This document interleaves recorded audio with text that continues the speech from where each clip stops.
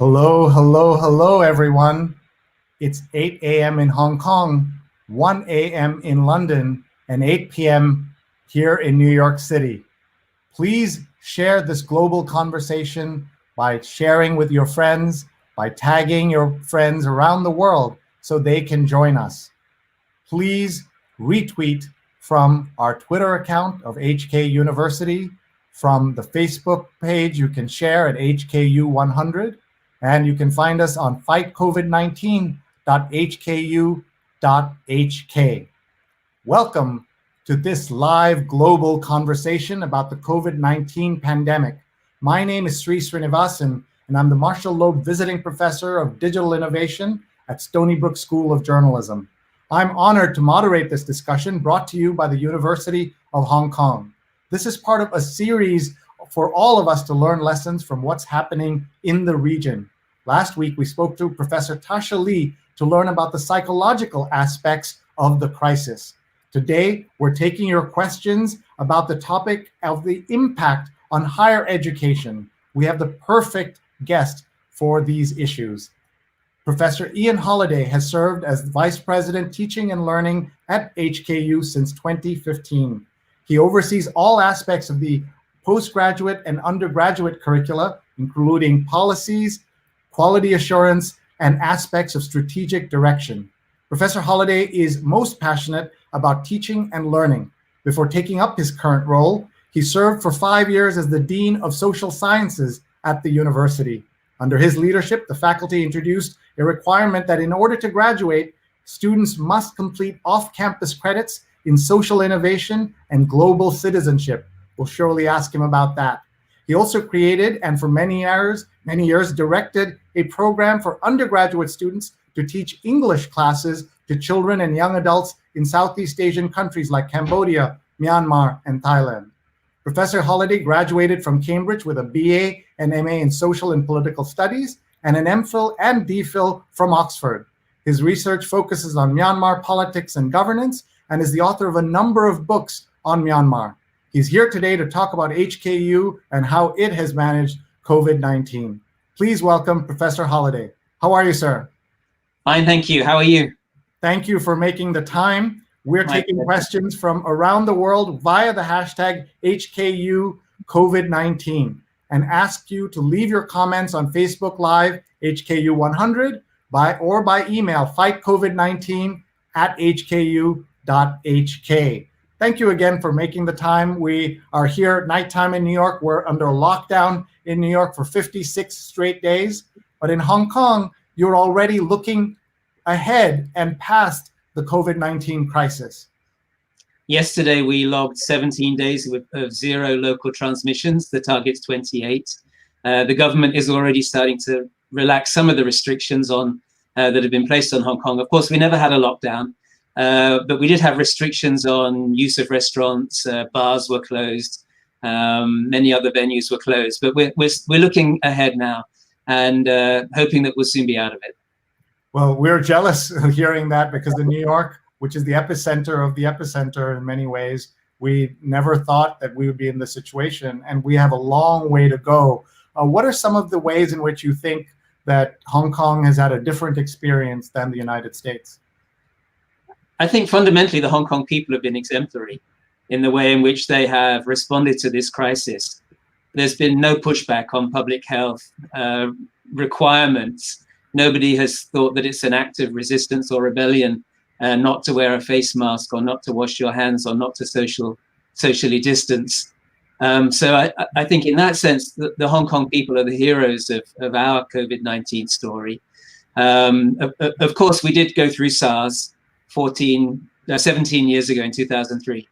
And so that has conditioned the Hong Kong people to take these sorts of things seriously. So when we knew of the first case on January the 23rd in Hong Kong, when before that we heard that it was spreading in Wuhan, people were already taking to wearing face masks and being much more careful on public transport and in crowded places. Thank you. Let's take a look at some of the folks who are watching from around the world. Please keep sharing this so your friends can join us. Leon says, good morning.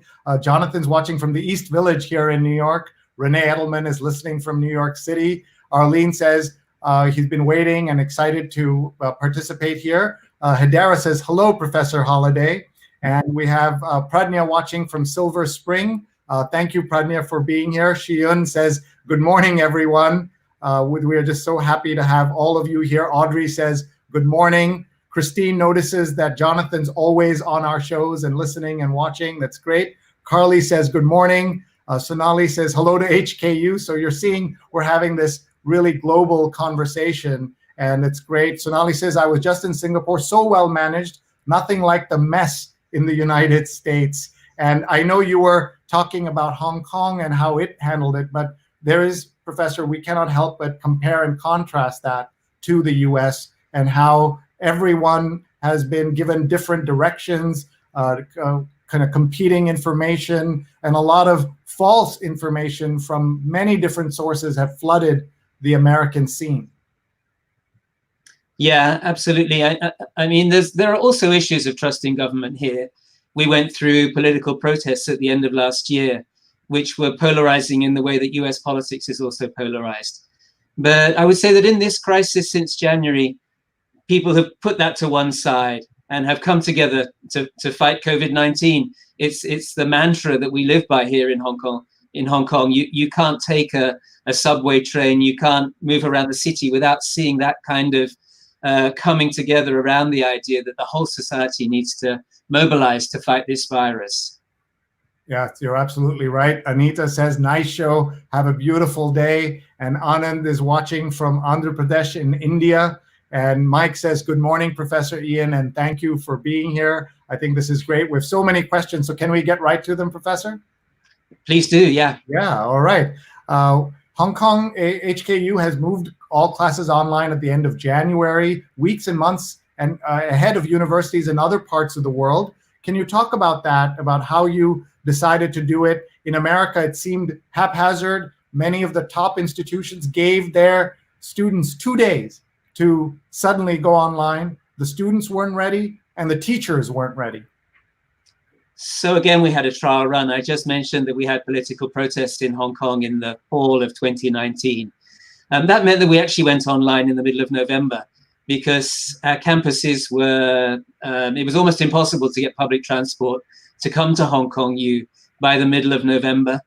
Many of our international students did not want to be in Hong Kong because the streets were becoming quite contested. And so we shifted online for the final 2 weeks of teaching in November and also for exams in December. We expected then that we would be moving back to face-to-face teaching, and we did that for 1 week in January. But then at Chinese New Year, at the end of January, the virus flared up in Hong Kong.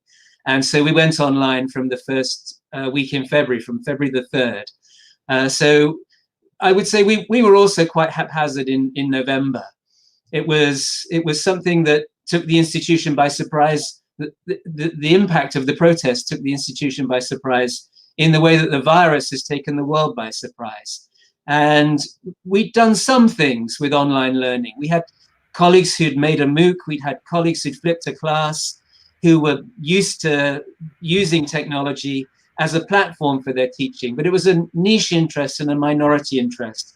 And the key challenge we faced then, and that I think many other institutions around the world face today, is how to make a minority interest into the mainstream business of the university, and to make sure that everybody, and that teaching quality is not just good for the enthusiasts for e-learning and virtual and online learning, but for everybody, even those who thought they would never have to deal with this because they're 3 or 4 years from retirement, and this is not going to be part of their teaching experience, but everybody now has to be part of this online movement of teaching and learning because we're all forced to go online. So were you surprised to see the way things turned out in US colleges, the kind of chaos that you were watching? I know you had an advantage because of the crisis you faced and the turbulence you faced in November, but was there anything you think universities in America could have done differently? I think the key things that we've done are try to provide as much support as possible to colleagues and to students. So we've, from the beginning, from November, we've always had a troubleshooting unit in one of our central offices called TELI, the Technology Enriched Learning Initiative, whereby colleagues could send a WhatsApp to 2 phone numbers manned by actual people, Leon and Tyrone, my colleagues, who would respond to them in WhatsApp and maybe actually deal with the query through WhatsApp. And if that wasn't good enough, then they would migrate to Zoom and talk the colleague through what they needed to do to whatever the issue was that they faced. If they wanted to do lecture capture and they weren't sure how to do that through their laptop, if they weren't sure how they could do it through a centrally booked classroom, if they wanted to have some advice on how to conduct a Zoom tutorial, these kinds of things, we had a live, real-time troubleshooting service. We also had ongoing webinars. We had emails where you could write in and somebody would respond to you within a matter of hours for both colleagues and students. So we tried to ensure that we had a central organization that could respond to all of the queries that were bubbling up across the campus. It sounds like you did a great job with that. That was missing almost everywhere here. And I think, Professor, there is that divide that you mentioned, that some people were enthusiastic about digital learning for years, maybe even decades, and others who still love a certain way of teaching. I myself have been a professor for more than 25 years. I think there's still nothing better than a professor and a classroom of 20, 25 students all working together and in the same space. But I see value on the digital scale and reach. How do you think about the philosophy of that? I think there's good on all sides of TNL. I mean, you know, a great professor who has command of a lecture hall and has 100 students just waiting for the next sentence. Yeah, that's fantastic. And we all grew up with that experience. Not all of our professors were great, but we all have that knowledge in our background. And I think that should be a part of a student journey at the undergraduate level, of just somebody who's totally in command of their discipline and is a brilliant communicator in relaying all of that to students. But alongside that, we've learned a lot in these weeks and months from the value of online teaching. I think one of the things we would say in Hong Kong is that we've been talking about flipping classrooms for a long time, but we haven't been doing very much of it. We've had the enthusiasts, and they've been holding seminars on the campus, and they've taught us what a great job they've done. But I wouldn't say that the spread has been that great. But now everybody wants to know about that. How do you successfully flip a classroom? Because I myself am doing it. And online tutorials as well. There's a little bit more resistance to speaking in class in Asia, if I can be very, very kind of broad in my comment, than there would be maybe in North America. But I think that some of our teachers are reporting that students are more willing to participate in an online tutorial than they were face-to-face. Some of them don't actually come online through their webcam. They are just coming online through their audio, which is fine. That's how they're going to contribute, by making a statement, by contributing to the discussion. And some students are more comfortable doing that behind the veil, if you like, of a Zoom tutorial than they would be in a face-to-face small class setting. So I remember going to one of our faculties a few weeks ago with the president and talking about this. And one colleague who joined us through Zoom said, I have had a better teaching experience with my students through Zoom than I ever had in the classroom. Wow, that's saying something, isn't it? That's. Well, I think the key thing is, so your question was, you know, what do we make of all of this? The key thing is, how can we distill all of the benefits that we are gaining, that institutions in the States, institutions in Asia and around the world are gaining from this forced experiment with online learning? It's a mass experiment now, whereas before we were doing it in a much more controlled fashion. How do we distill all of the good lessons and keep those alongside what it was we liked about the face-to-face? We have a visual to show folks about how you were dealing with this, and here is a half-day virtual forum that you showed. I thought it was very interesting. Can you talk us through what we're looking at? It's coming up on Monday, 10 o'clock till 2 o'clock Hong Kong time. So all it is the raw experience of Hong Kong U during the past 6 months. We've been screening weekly videos, and as I said, we've had some webinars and things. And turns out, you know, many of my colleagues have been doing a fantastic job with their online teaching, and we want to capture that in this 4-hour webinar. So first 2 hours will be on pedagogy, and the final 2 hours will be on assessment. And I should just put down a marker there that I think assessment is one of the biggest challenges that we face in the move online. So we can maybe pick that up a bit later. And that's why we're allocating the final half of this webinar to looking at assessment challenges. But yes, it's just giving teachers a platform to say, this is what I did, and this is what worked for me, and this is what didn't work for me, and this is what I've learned from it. Thank you so much. We have many, many questions and comments coming in from around the world, and we're so grateful. Everyone, please continue to tag us and share this video with your friends as we talk about how Hong Kong University, the University of Hong Kong, has learned so much about teaching and learning at this moment. Our guest is Professor Ian Holliday, who is in charge of TNL, as he calls it, teaching and learning. Use the word flipped classroom. Can you explain what that is? The basic concept is that what ordinarily or historically would have been delivered didactically by a professor standing in front of a class for, say, an hour or 2 hours, that bit gets flipped.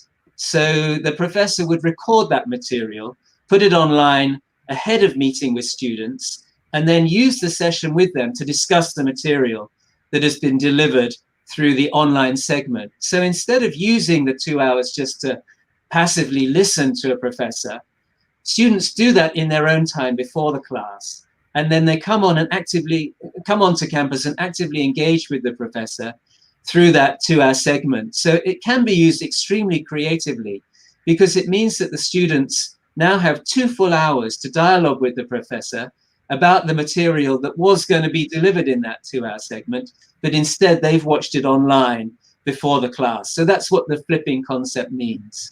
And that's something that most students and teachers are not used to when they first started this process, because they thought teaching meant just delivering your lecture in that Zoom setting. And so trying something new, experimenting is important. And I think that sorry, if I could just chip in, focusing on the active and the interactive. I think that's one of the things that comes out of this experiment is how can we capture as much interactive learning as possible from this experience? Because there are a lot of resources that can be just planted online. I mean, students are used to going online. They're used to doing Google searches, to reading Wikipedia and everything else. That's how they gain information. What we want to do is to actually engage in dialogue with them and interactive learning with them. And the online is enabling us to expand our ways of doing that.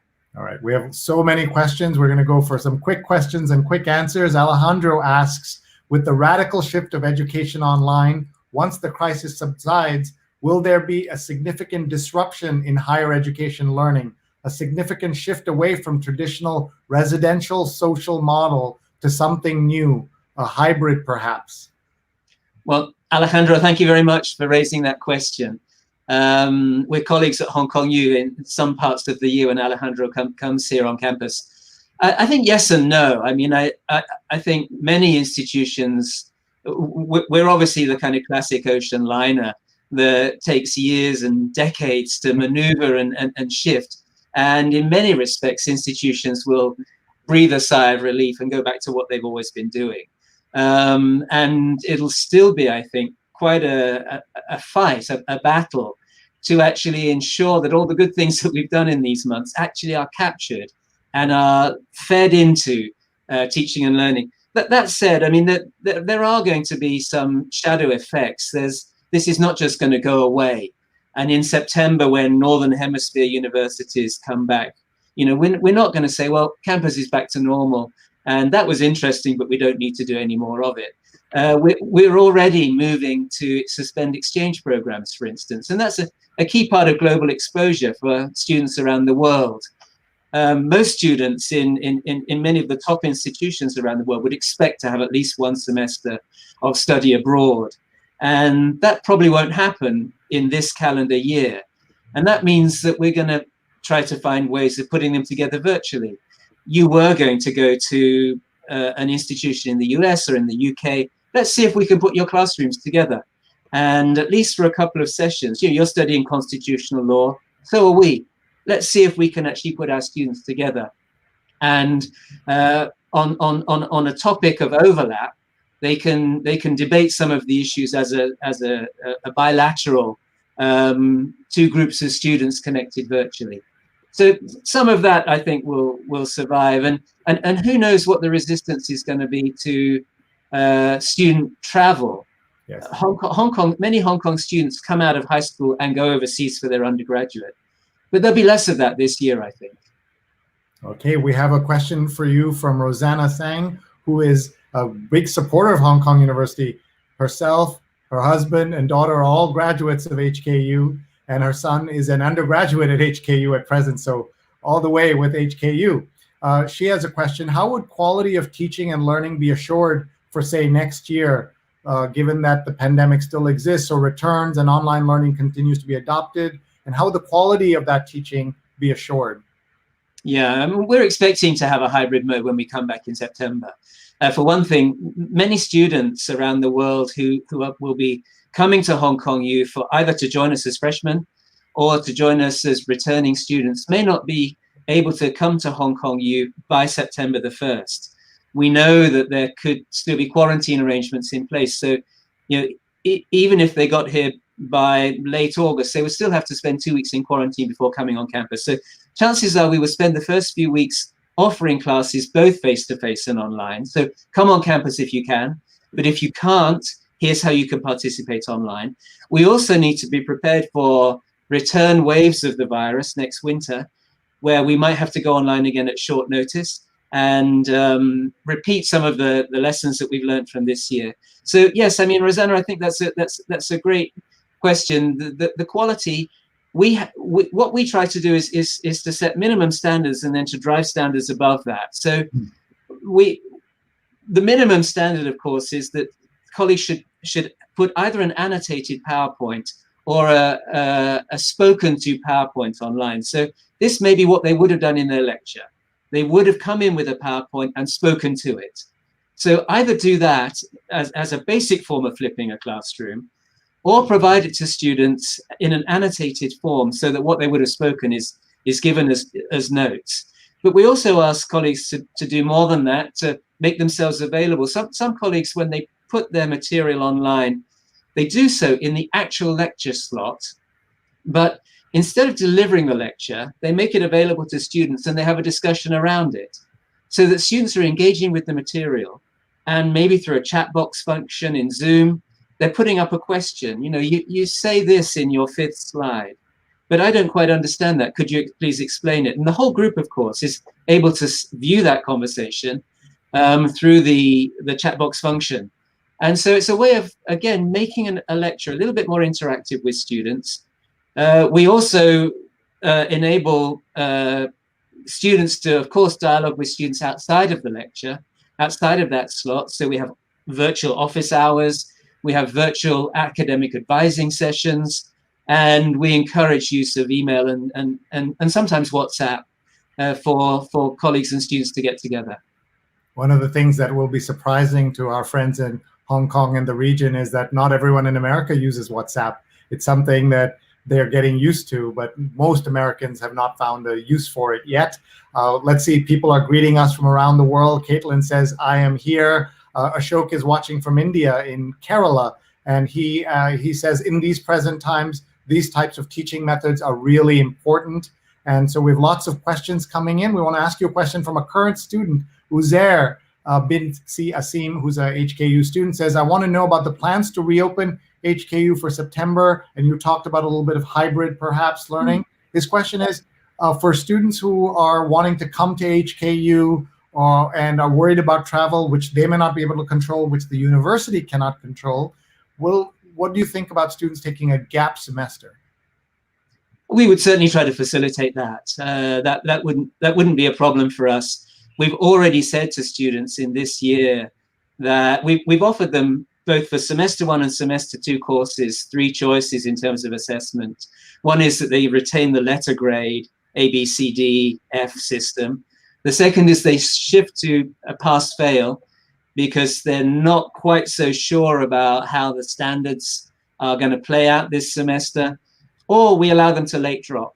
So right up until a week ago, students could late drop their courses from this semester. We're only a week away from the end of the semester. So basically they could have taken the entire semester, but still up till April the 30th, they could late drop their entire course load and come back next year for free. So that in effect means they've taken a gap semester this semester, and that they will be picking it up again next semester. So we want students to have as much choice as possible. They, of course, have to take the responsibility of how they exercise that choice. But we recognize that there are many challenges in all of this, not only for teachers in going online, but also for students in navigating the online. And for some students, it works well, but for other students, it doesn't work so well. So as I say, if students want to just drop the entire year, come back next year and do it again for free, then that's fine with us. So that sounds like a very generous way of approaching this, Professor, and lots of places are not looking at it that way. We have a question here from Nitin Paul, who says, he's watching, by the way, from Dharamshala in northern India, and he says, do you think crowdsourcing ideas over tech platforms will be widely used as a way of teaching? We haven't done any of that so far. Conceivably, I mean, I'd like to say thank you very much for the idea, and we will add it into the long list of ideas that we're taking from this experience. But I don't know of any of my colleagues who've done that. But yeah, it's one for the future for us. Thank you. Folks, you're listening to a conversation with Professor Ian Holliday, VP and Pro-Vice-Chancellor of Teaching and Learning, TNL, at HKU. We're all learning from him and his colleagues about how they are handling the crisis. Since you were so close to the end of the semester, Professor, did you consider not opening up the campus, or did it make sense to just kind of ease things back in the way you have? We've always had an open campus. Right. Our dorms have never closed. Students every single day for the last 6 months have been able to come on campus, and many of them have. I mean, given that Hong Kong students tend to live in quite restricted accommodation, with maybe several generations of an extended family living in one space, so they don't necessarily have a study area that they can sit quietly or even participate in a Zoom tutorial quietly. We've made available spaces on campus, our library, our learning commons, we've made them as available as possible to students. We haven't gone back online for this final week or two, back to face-to-face for the final week or two, other than for essential face-to-face teaching. One of the things we did at the beginning was try to work out that kind of aspect of TNL that we simply couldn't deliver virtually. Clinical placements, internships, lab sessions, studio sessions all fit into that category. Now, in the last few weeks, we have brought students in very small groups of 4 at a time into our labs to do their lab work, into our studios for, say, architectural work. We've been doing that over the last few weeks. But one of the things we wanted to do in January, February, when we were confronting the virus and looking ahead through the whole of the semester, was to give students some clarity. So what we said to them was, you will be able to complete your semester online. That meant that students who, for instance, were still in mainland China for Chinese New Year, hadn't yet come back to Hong Kong, could stay in China and know that they would be able to complete their semester. They wouldn't have to have any concerns about that. For students who were in South Asia or who were in Europe and who were in North America, they didn't have to come to Hong Kong. And at that stage, of course, the virus wasn't known to be in Europe. It wasn't known to be in North America. So for many of our students, they felt the safe option for me is not to go anywhere near Hong Kong in this semester, but nevertheless to do my classes virtually and to gain my credits in this semester. So again, that was another aspect of the choice that we wanted to present students with. Thank you, Professor. We have about 15 minutes left with you, and we're getting a ton of questions, which is so great. Just to ask, how did you keep the students safe on campus despite all the turmoil on in the region? How did you manage to keep them safe and keep those dorms open? Because so many places said the dorms will be open, kept them open, and then had to close all of a sudden. I mean, as I said at the beginning, the Hong Kong people themselves have been absolutely exemplary throughout this entire experience. The Hong Kong people are attuned to public health issues and naturally move into kind of public health crisis mode when something like this flares up. So we have all of the guidelines about mask wearing, But that of course is a contested issue in the United States and in some other places. It's not contested here. Everybody wears a mask when they walk around the campus and when they're off campus as well. And we're still doing that even now that we're moving to, as I said, 17 days of zero local transmission. But we're still wearing masks. We're still distancing ourselves socially. We're still holding as many campus meetings online as well. So most of our meetings take place through Zoom, just as our classes do. And in the dorms, we have, we're at about 1/3 to about 35 to 40% occupancy. So in a kind of natural way, because some students didn't come back, they stayed in mainland China, they stayed in other parts of the world. And obviously those are the students who would be staying in dorms. So we've naturally had a lower density in the dorms, just by choices that students themselves have made. And that has made it easier for us to have social distancing. But as I say, people in Hong Kong naturally divert into that mode of living and being when this kind of crisis comes around. But the key thing for us is low density on campus, in classrooms, if we have any face-to-face, and also in the dorms. Thank you. Let's go to a question from Rosanna, who says, with students having a choice to use pass or fail grades instead of a letter grade, I'm worried that transcript filled with pass grades would not be competitive. Is this a problem? It could be, but I mean, again, that's how we advise students. We say to students, we're giving you these choices.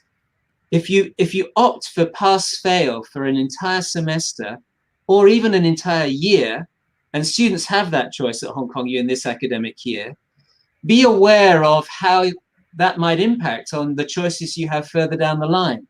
It may mean that if you apply to graduate school in the United States, somebody is going to look at your transcript and say, well, this is odd.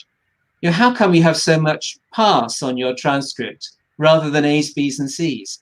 And even a future employer might look at it and say, how come? Why so much? Some students have said to us, well, could you please put a footnote on our transcripts to say the reason why many students in this year have more pass-fail than letter grade is this. And I said, no, we're not going to do that. I mean, you need to take responsibility for these choices. And of course, you can explain it yourself. If an employer in an interview says to you 5 years from now, why is this? You can explain that and say, this was the situation I faced. I wasn't confident with that I was navigating the course materials as successfully as I would have done on a face-to-face mode. And that's why I chose pass-fail. That could be a very good explanation to give to an employer. But yes, I mean, as I said, we give choices to students. They take the responsibility for how they exercise that choice. Thank you. Dr. Naoko Kumuda from Bard College has a question. Bard College is in New York, as you know. Myanmar has 161 confirmed cases and 6 deaths as of May 4th. How can Hong Kong, which has great experience and knowledge in handling pandemics, what can Hong Kong teach and help? How can it neighbors like Myanmar? And we should just remind everyone that you're a great expert on Myanmar. You've written multiple books. That's your research. I was there as a young child, and just a beautiful country that has gone through lots of turmoil, politically, economically, socially, but still the people and the land is so special. Yeah, I mean, of course, I worry about all my friends in Myanmar because the public health situation in Myanmar is not good. The economic situation in Myanmar is not good. You know, in many other countries, and Myanmar itself has moved into lockdown. But many people just can't afford to go into lockdown. I mean, they simply have to go out and earn a living. Otherwise, their family will not survive for other reasons.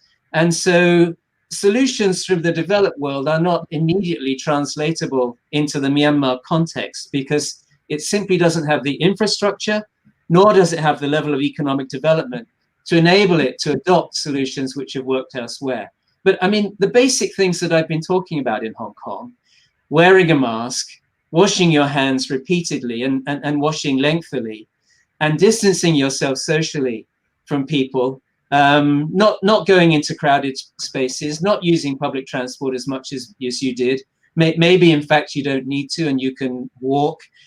My own case, I haven't used any transport at all for about 2 months now. I've literally walked everywhere in that period. You know, these are the kinds of solutions that can be adopted in any country in the world, and they're basic and fundamental, and they work. Got it. How did you fall in love with Myanmar? Because you must have, in order to dedicate your scholarly life to it so much.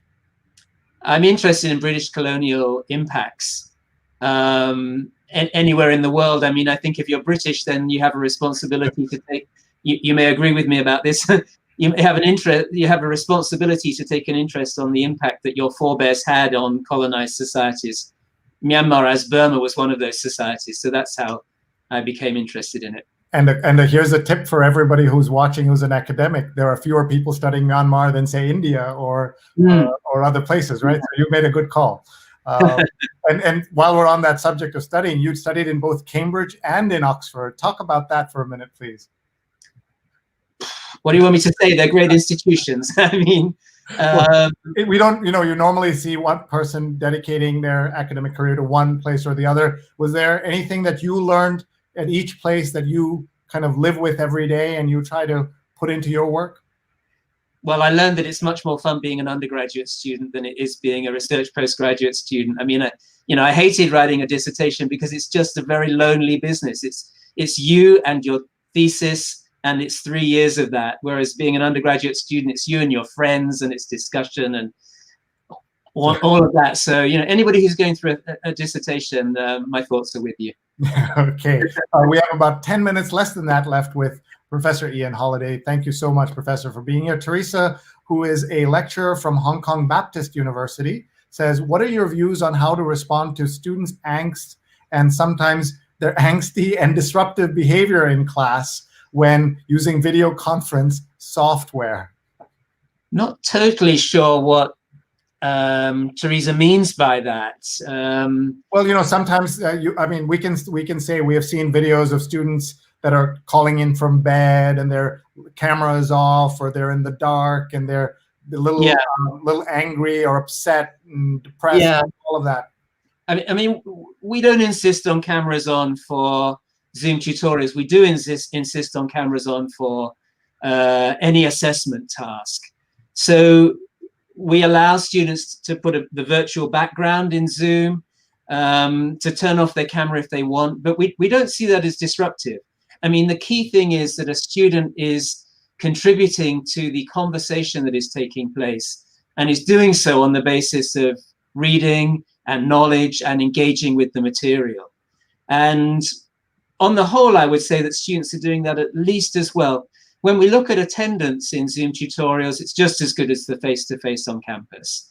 When we look at engagement through the Zoom tutorials, there we don't have any statistics, but talking to my colleagues, the broad sense is that there's just as much participation. It's different in some ways, but it's as good.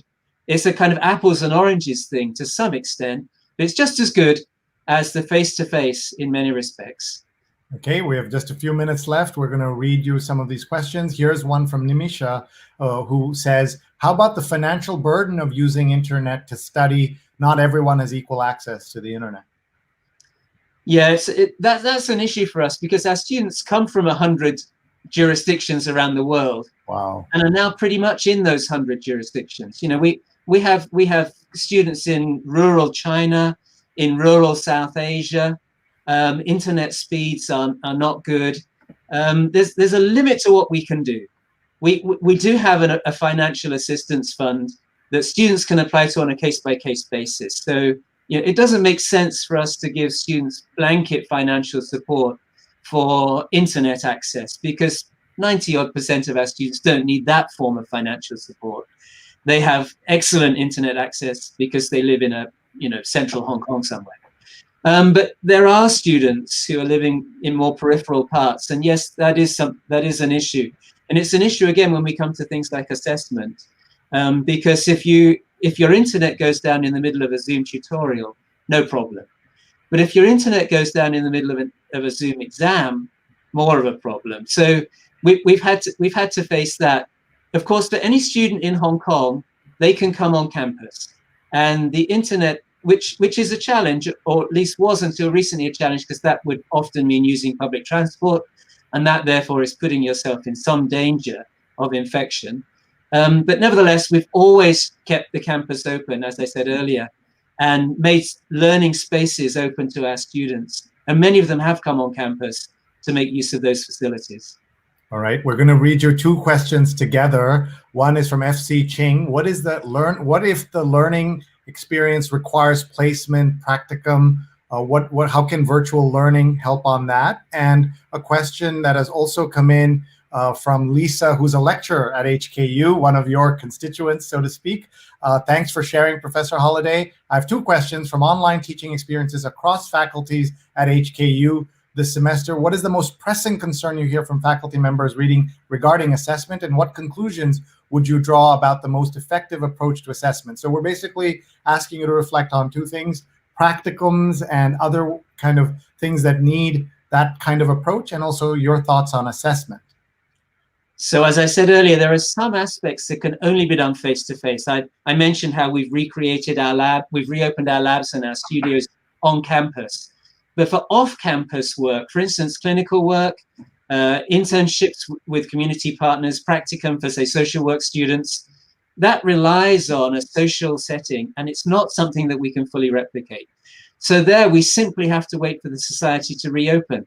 We don't yet know exactly when we'll be able to graduate some of our students taking those kinds of programs, because the access to social groups and social settings that are absolutely necessary for their study is not yet available. So not everything can be replicated virtually, and we recognize that, and we will always recognize that. For Lisa's questions, thanks very much. The biggest concern about online assessment, of course, cheating.